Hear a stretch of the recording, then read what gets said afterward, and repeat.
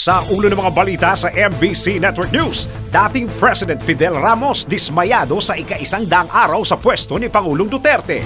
President Duterte tinawag ng isang French newspaper na serial killer, Palasyo Todo Palag. China hihimukin ng Duterte government na mamuhunan sa Pilipinas. Sa trending news, trending, motorsiklo inararo ng truck. Sa good news, skills training ng TESDA makakaabot na sa mga barangay. Sa news coverage, clever cutter na imbento. Balita mula sa Yemen, 140 katao sa punerarya patay sa airstrike. Sa Game Now, Jimmy Alapag nakuha ang all-time PBA 3-point shooting record mula kay Kaidik. Sa showbiz, Agut Isidro tinawag na psychopath si Pangulong Duterte. Pagbira ni Agut Isidro kay Pangulong Duterte, iginagalang ng Malacanang.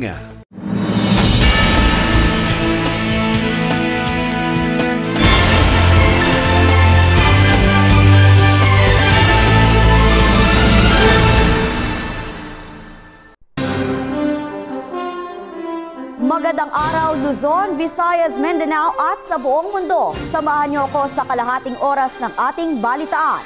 At narito ang detalye ng ating mga balita. Nadismaya si dating Pangulong Fidel V. Ramos sa mga pahayag ni Pangulong Duterte laban sa mga lider ng ibang bansa. Ayon kay FVR, imbis na makipagtalo, dapat ay nakikipagsundo ang Pangulo lalo na't nasa 21st century na at hindi na dapat pinapalaki pa ang hidwaan ng mga bansa. Kung ano-ano pa ang mga payo ng dating Pangulo kay President Duterte, narito ang buong detalye mula kay RHO9, Son Casulia. May maliit na batikos si dating Pangulong Fidel V. Ramos kay President Duterte sa ika-100 araw nito bilang leader ng Pilipinas. Sa panayam ng DZRH, sinabi ni FBR na importante ang kampanya kontra droga pero puro yun na lang ba? Nalulungkot din sa FBR na nakikipag-iringan si Duterte sa ibang leader imbis na makipagkaibigan na siyang dapat gawin ngayong 21st century. Nang tanungin kung may dating kay Duterte ang mga ganitong payo, hindi gaanong umasa sa FBR dahil pasok sa isang tenga at labas sa isang tenga ang Pangulo. Lagi ako nagbibigay ng advice pero pasok sa kaliwa, labas sa kanong tenga. Paano gawin natin? Para sila, take it or leave it. Yung akin unsolicited advice, unsolicited. Yung cabinet ang dapat mag-advise sa kanya at kanilang idiretso at ipatungo sa kung saan yung tamang direksyon. RH9, Sunny Casulia naglilingkod sa pagbabalita. Samantala, tinawag na serial killer ng isang French newspaper si Pangulong Duterte dahil sa tumataas na kaso ng umano'y extrajudicial killing sa Pilipinas. Sa 4 na pahinang artikulo na may headline na Rodrigo Duterte the Serial Killer Present, idiniin dito ang kaliwat kanang pagpatay ng Davao Death Squad. Kung ano-ano pa ang nilalaman ng French newspaper laban sa Pangulo at kung ano ang reaksyon ng Malacanang dito, narito ang buong detalye mula kay RH48, Sheila Edubas. Binanata ng isang periodiko sa France si President Duterte na tinawag nitong serial killer. Tinawag ng deliberation ng presidente na serial killer dahil sa dami ng napapatay na drug suspect dito mula ng mapwestong presidente at sa pagpatay din sa mga NPA sa Davao noong dekada 90. Sa 4 na pahinang artikulo na may headline na Rodrigo Duterte the Serial Killer President, idiniin dito ang kaliwat kanang pagpatay ng Davao Death Squad. Tinampok din sa nasabing pahayag sa France na ang mga upak ni Duterte kana US President Barack Obama at Pope Francis. Gayon din ang kontrobersyal na pahayag nito tungkol kay Adolf Hitler. Samantala, todo palag dito ang Malacanang at sinabi ni Presidential Spokesperson Ernesto Abella na irresponsable ang artikulo, habang sinabi naman ni Interior and Local Government Secretary Mike Sueño na sukdula naman na inihambing ang presidente sa serial killer at kapwa idiniin na ginagawa ni Duterte ang kampanya kontra droga para hindi maging narco state ang Pilipinas. Para sa MBC Network News, RH48 Sheila Edubas naglilingkod sa pagbabalita. Tila mas kumakampi na ang Duterte administration sa China kumpara sa Amerika. Ito'y matapos sabihin ni Finance Secretary Carlos Dominguez na puntirya ng kanilang pagbisita ng Pangulo sa China ang panghihikayat sa mga negosyante na mag-invest sa bansa. Kasunod ng matalas na pahayag ng Pangulo na humahamon sa Amerika at European Union na alisin na ang tulong na ibinibigay sa Pilipinas. Ang buong detalye narito ang ating report. Kasado na ang 3 araw na pagdalaw ni Pangulong Duterte sa China sa Oktubre 19. Ayon kay Finance Secretary Carlos Dominguez, punteriya ng pagbisita ng Pangulo sa Beijing ang makahikayat ng mga magnenegosyo sa bansa. Sa kanyang pagdalo sa annual World Bank and International Money Fund meeting sa Washington, sinabi ni Dominguez na ngayon ang golden moment para makumbinsi ng bansa ng foreign direct investment sa China dahil sa magandang lagay na ekonomiya. Kabilang sa tinukoy ni Dominguez na maaaring paglagyan ng puhunan ng mga Chinese ang riles na magdidikit sa Maynila at Southern Luzon. Para sa MBC Network News, RH44, Vien Dacles, naglilingkod sa pagbabalita.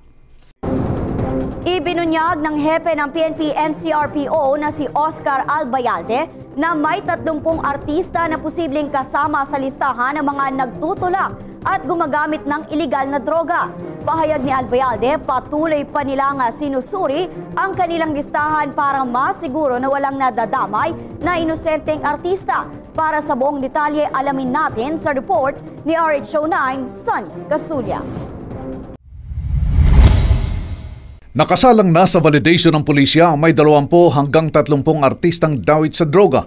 Ito ang napag-alaman mula kay NCRPO Director Oscar Albayalde na nagsabing importante ang impormasyong hawak ng pulisya dahil galing din mismo sa mga taga-showbiz ang info. Ito po ay for validation, hindi naman po talaga, sabi ko official list ito na talagang parang public document. Hindi po ito public document.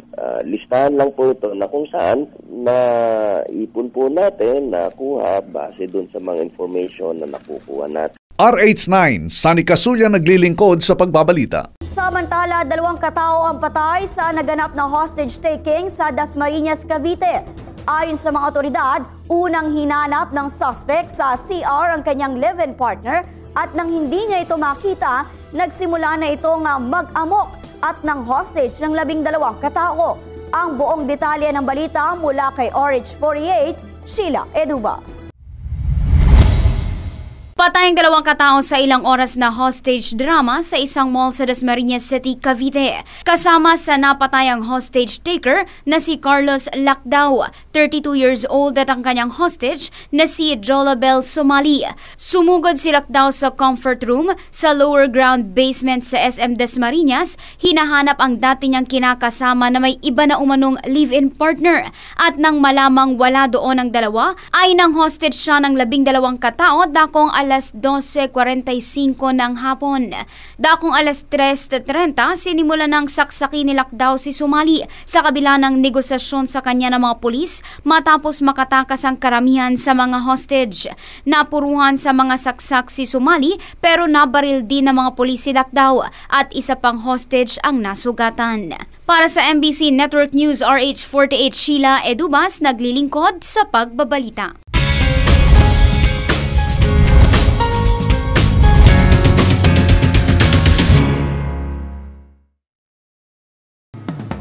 Para sa ating balitang showbiz, Agot Isidro, tinawag na psychopath si Pangulong Duterte.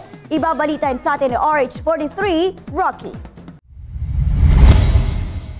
Matindi ang pinakawalang salita ni Agot Isidro laban kay Pangulong Rodrigo Duterte. Sa kanyang Facebook account noong linggo, kinundina ni Agot ang Pangulo matapos ang walang katapusang pagtira nito sa Amerika at pagmamaliit nito sa tulong na ibinibigay ng mga international organization. Sinabi ni Agot na unang-una wala umanong umaaway dito dahil ang totoo umano, ito ang nang-aaway. Idinagdag pa ng actress-singer na dapat malaman ni Pangulong Duterte na ang bansa kung saan ito iniluklok ng 16 na milyong katao mula sa mahigit 100 milyong katao ay third world country, pero kung makapagsalita umano si Duterte ay parang superpower ang Pilipinas. Sinabi pa ni Agot na ayaw niyang magutom at kung gusto umano ni Duterte ay ito na lamang ang magutom at wag na itong mandamay pa.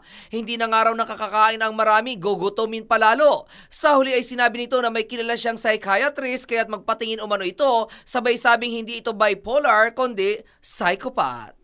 At yan aking balita, ako naman si RH43 Rocky, ang inyong kaliga sa mundo ng showbiz.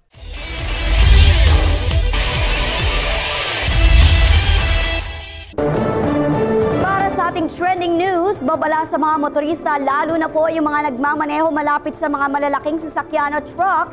Ingat-ingat po tayo dahil isang motorsiklo na may angkas pang bata ang ginitgit ng malaking truck. Kung nakaligtas ba ang bata, alamin natin ang kabuuang report. Trending ngayon sa social media ang video ng isang motorsiklo na inararo ng truck. Makikita sa video footage na mayroon ng mahigit 1 milyong views na ginitgit ng truck ang motorsiklo kahit kitang-kita naman na nakaposisyon ito sa kanan ng truck. Sinubukan naman ng motorista na iwasan ng truck ngunit hindi na ito nakakilos pa at napilitang iwan ang motorsiklo matapos mahulog ang kanyang anak. Mabuti na lang at hindi naipit ang bata at ligtas na nakalapit sa kanyang ama. Para sa MBC Network News, RH44, Vian Dacles, naglilingkod sa pagbabalita.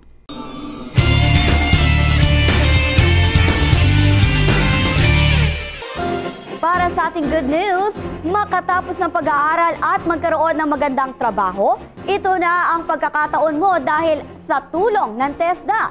Paano ito mangyayari? Alamin natin ang kabuuan ng balitang yan mula kay RH09, Sunny Casulia.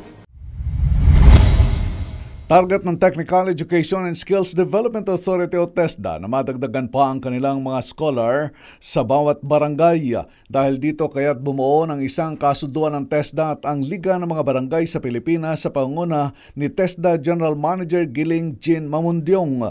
Nakapaloob sa nasabing kasunduan ay ang pagtukoy sa uri ng skills sa training na maaring ialok ng ahensya sa bawat barangay kung saan ay mabibigyan ng pagkakataong sumailalim sa angkop na training ang mga residente doon. Pahayag naman ni TESDA Deputy Director General for Operation Alvin Feliciano, ang koordinasyon sa Liga ng mga Barangay bahagi ng commitment na mapalakas ng ahensya ang mga kahalintulad na programa sa grassroots level. At yan ang ating good news. RH9, Sunny Casulia naglilingkod sa pagbabalita.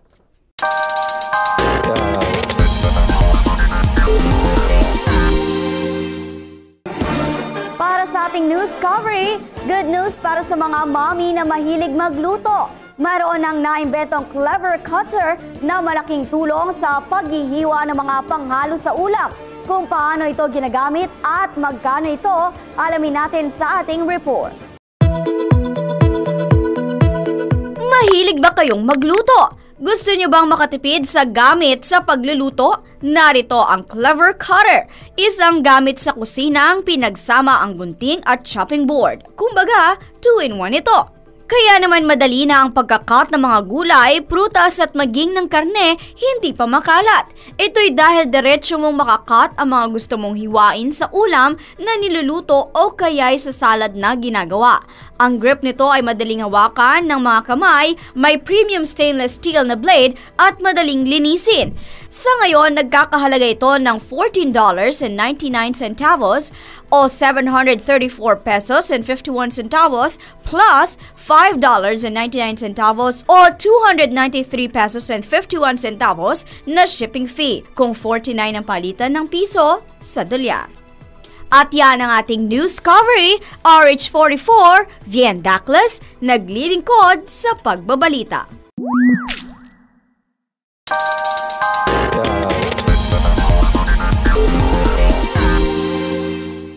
Balita mula sa Yemen, 140 katao sa punerarya patay sa airstrike. Patay ang 140 katao matapos laglagan ng bomba sa isang punerarya sa Sana'a, capital ng Yemen. Ayon sa United Nations Office for Coordination of Humanitarian Affairs sa Yemen, posibleng ang militar ng Saudi Arabia ang nasa likod ng pagpapasabog. Batay na rin sa salaysay ng mga biktima. Nagluluksa ang mga kaanak at taga-suporta ng ama ni Interior Minister dictator Halal al-Ruwashan, kaalyado ni Houthis, na nais tanggalan ng kapangyarihan ng Saudi nang maganap ang pagsabog. Depensa naman ng Saudi coalition, dapat tingnan din ng Yemen ang iba pang anggulo ng krimen. Samantala, 18 katao naman ang patay sa car bombing sa Turkey. Sumabog ang bomba sa labas ng police station sa Semdinli District ng Hakkari Province o 77 kilometers ang layo mula sa Iraqi border. Batay sa pahayag ni Turkish Prime Minister Binali Yildirim, 8 sibilyan at 10 sundalo ang nasawi sa pag-atake. Hindi patukoy ang may gawa ng pagsabog pero pinaghihinalaan ng miyembro ng Kurdistan Workers' Party ang nasa likod ng sunod-sunod na pag-atake sa Kurdish police at army assets. At yan ang balita mula sa Ibayong Dagat. RH48 Sheila Edubas naglilingkod sa pagbabalita.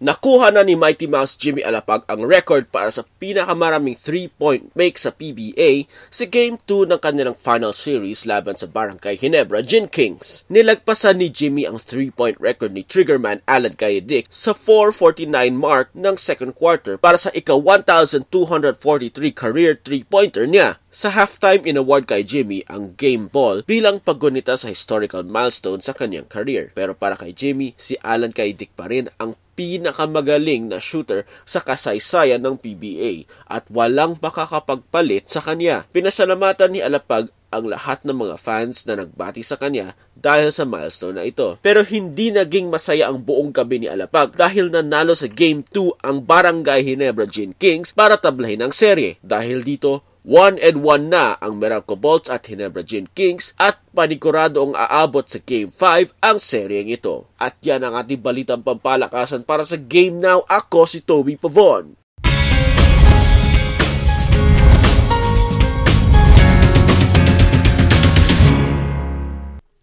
Iginagalang ng Malacanang ang matinding bira ng singer-actress na si Agot Isidro kay Pangulong Rodrigo Duterte dahil sa walang tigil nitong pagtira sa Estados Unidos at United Nations. Ayon kay Presidential Spokesperson Ernesto Abella, karapatan ng actress na ihayag ang opinyon nito tungkol sa presidente. Ngunit ayon kay Abella, nais lamang ng Pangulo na maging independent na ang mga Pinoy economically, mentally at psychologically. Anya, gusto lamang ng Pangulo na maging malaya na ang Pilipino sa pagiging dependent sa mga tulong mula sa ibang bansa, bagay na ikinatatakot umano ni Agot na mawala. Samantala, hindi naman tumigil ang mga supporter ni Duterte matapos na questionin si Agot at ang pagpapatingin nito sa isang psychiatrist noong 2013. Maging ang kapwa-actress nito na si Elizabeth Oropesa ay sumagot din sa nasabing bira ng Agot matapos na magsuot ito ng t-shirt na may nakalagay na "It's a Duterte thing you wouldn't understand."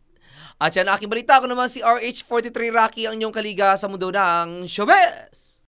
At sumayin nyo na naman ang kalahating oras ng ating balitaan. Mga impormasyong dapat ninyong malaman saan mang sulok ng mundo.